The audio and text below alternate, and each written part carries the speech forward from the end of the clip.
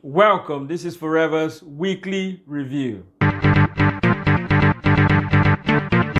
So this week was 5 years General Muhammadu Buhari as President of the Federal Republic of Nigeria. Yes, and to celebrate his 5th anniversary, he sent a letter to the Senate that he wants to borrow. Yes, that's how he celebrated his 5th anniversary, to borrow the sum of $5,513,000,000. Yes, to mark his 5th anniversary in office. He had to borrow money. He had to do something. Yes, and now this money, according to him, is to finance the revised budget of 2020 budget, to finance the revised 2020 budget, and also to support Nigerian states who are currently going through the COVID-19 pandemic challenges. So the challenge that they said they're going to go through, they're going to support the state from these $5 billion, and also to tackle food security. I particularly like the way one of the newspapers put it. Say Buhari wants to borrow fresh loan. That means there's an old loan that has not been paid. The funny thing is that the people who are borrowing this money from, we're borrowing from the International Monetary Fund, which is IMF. We're borrowing from the World Bank. We're borrowing from a bank in Brazil. We're borrowing from the African Development Bank. We're also borrowing from the Islamic Development Bank, and I think the Africa Import-Export Bank. My fear is that we're borrowing money from all these banks and we're not borrowing from China.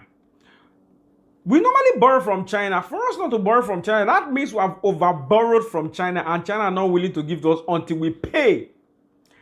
Let me tell you China's debt. China's debt is like those money lenders that you borrow money from that you cannot exactly pay off, and then they come to take something. So in Zambia, for example, China is now in charge of the electricity sector because of the debt paid. Now, for Nigerians to borrow from China this time, and we're going to other countries to borrow, that means we have to pay China first. They want the old loans because this is a fresh loan. Oh, they have gone to borrow from different places. So they are borrowing from Brazil.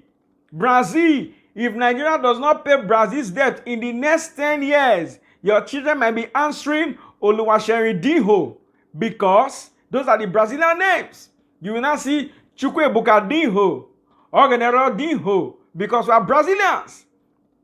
If we don't pay China the money we're owing them, one day, you want to pay light bill and you have to pay to Chunha.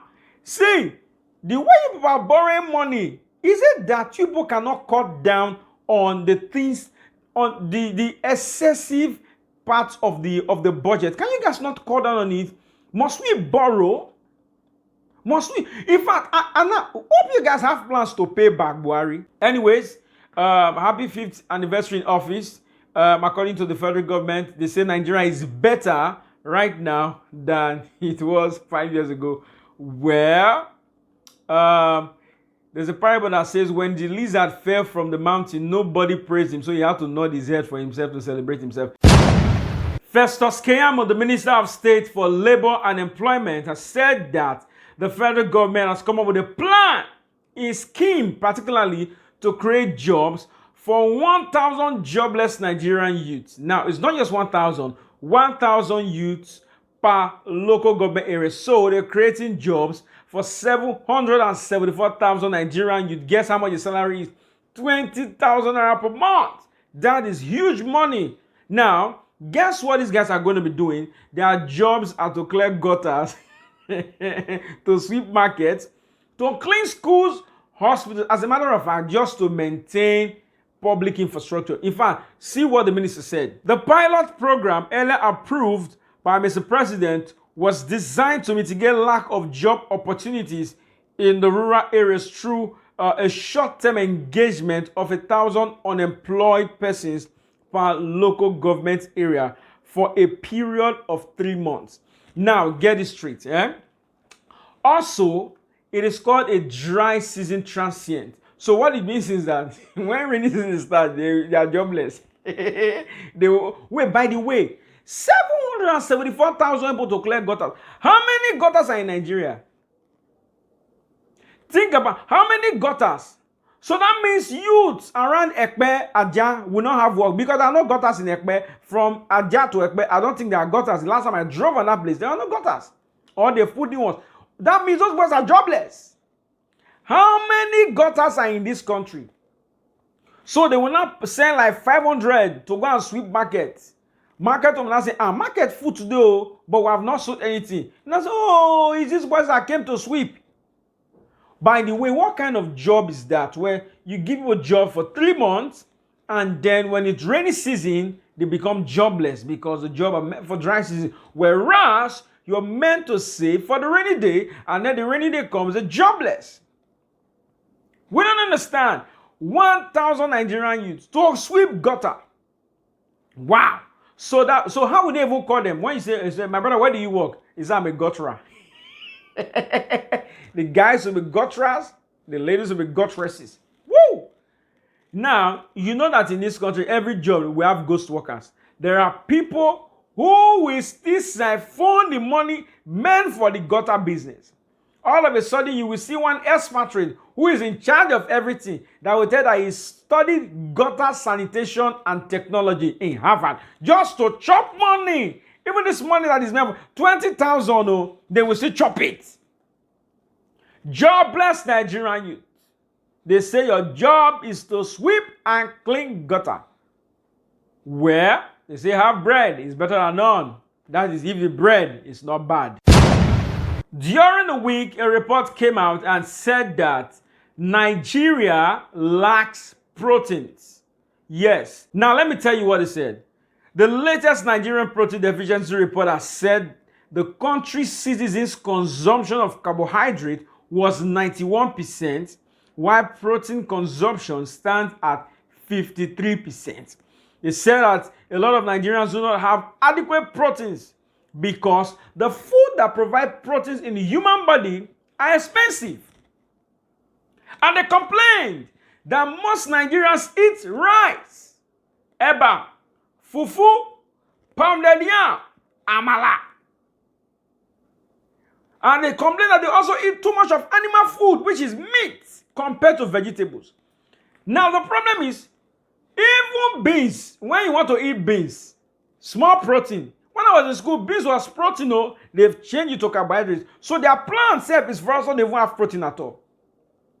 Small beans that have small protein, you will not carry one big bread to suppress the beans. That bread will not kill all the proteins in the beans. When you're not finished, you're not but you're not so body don't set. So they're complaining that Nigeria as a country will lack proteins. That means this country is not healthy.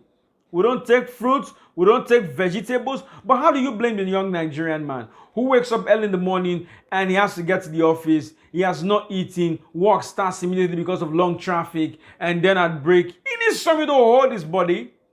They forgot to add Santana in this. You know they're very doing fufu and Santana.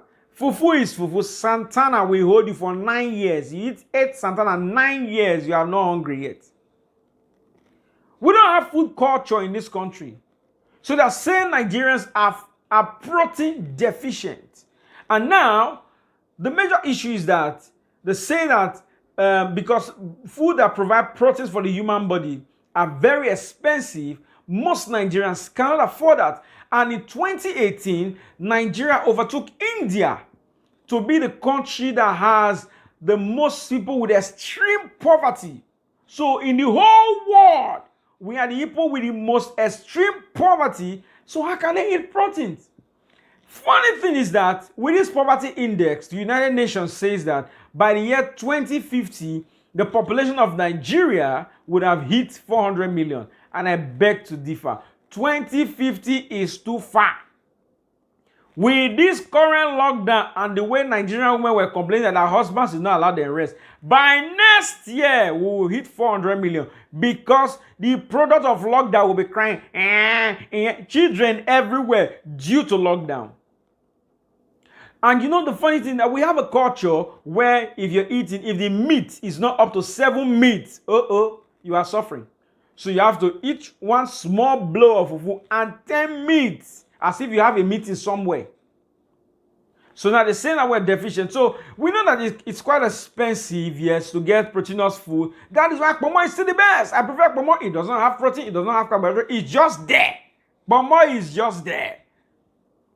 So let me tell you, the federal government does not have plan for you to feed you. Are you understanding me now? So you have to take care of yourself. Get as much fruit as possible. Even if it's expensive, you can get little stuffs. 200 naira can get you like an orange, apple. Just do it. Just mix it. Smoothize it together. Call it a smoothie. You get it? So this medium is for me to reach out to Nigerians, telling them that please take care of your health. We eat too much. Rice, beans, dodo. The way we eat bread, they didn't even add bread on that list. The number of bread that Lagosians consume daily, I believe that if Lagosians were in the Bible and Jesus fed 5,000, 12 baskets would not have remained. So on the foreign news, now great news coming all the way from India. Yes. So India have arrested a pigeon from Pakistan. Pigeon, that's bird that fly. So India arrested a Pakistani pigeon, saying that the pigeon is a spy. As in bird came to spy on India. So they arrested the bird. The bird is a well-trained spy. Wow.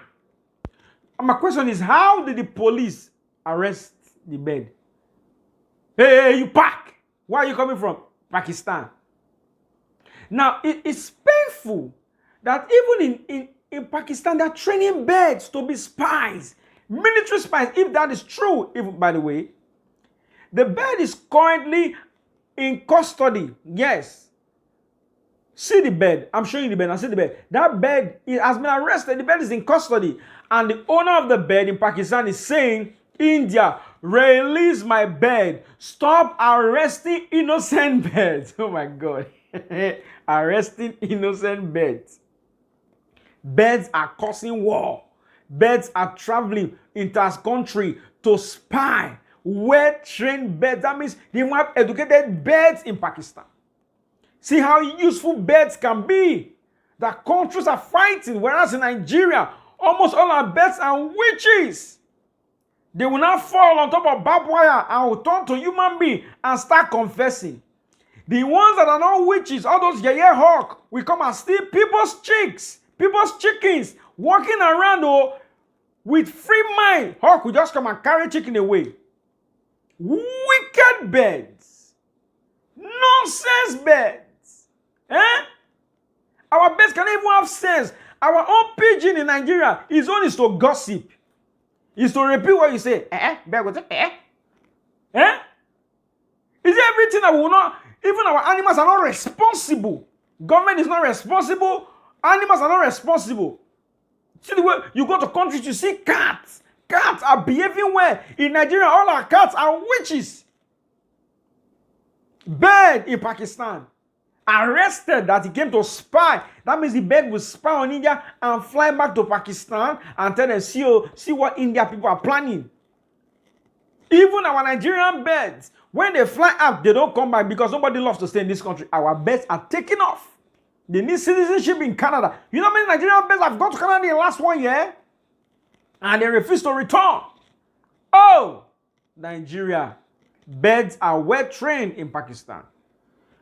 So now that the Nigerian government have not even finished training children or putting them in schools, who will train our birds? Anyways, I want to appeal to the aviation industry if they can take this up as a challenge to train our birds. After all, they both fly. All right, this is my weekly review. If you enjoyed this video, kindly like this video, drop a comment in the comment section, share, and don't forget to subscribe. Thank you.